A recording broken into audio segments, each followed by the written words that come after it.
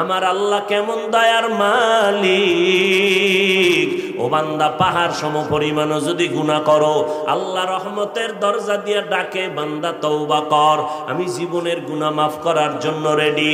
ও বান্দা, শয়তানের ধোকায় পড়ে গুনাহ করেছো, আমি আল্লাহ কিন্তু কাউকে জাহান্নামে দিতে চাই না। আমি জাহান্নাম বানাইছি ঠিকই, কিন্তু আমি আমার কোনো আদরের বান্দারে জাহান্নামে দিতে চাই না।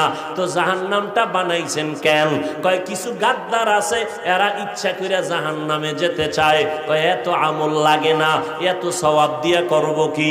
সবাই যদি জান্নাতে যায়, জাহান্নামে যাবে কে? এই বেয়াদবের জন্য আল্লাহ কয় জাহান্নাম বানায় রাখছি। ও গাদ্দারও যখন যেতে চায়, একটু গিয়া মজাটা বুঝে আসুক। এরম বেয়াদব আছে না? সব জান্নাতে গেলে জাহান্নামে যাইবে কে? আল্লাহ কয় তোর জন্যই জাহান্নাম। এরে নবীর আশিক,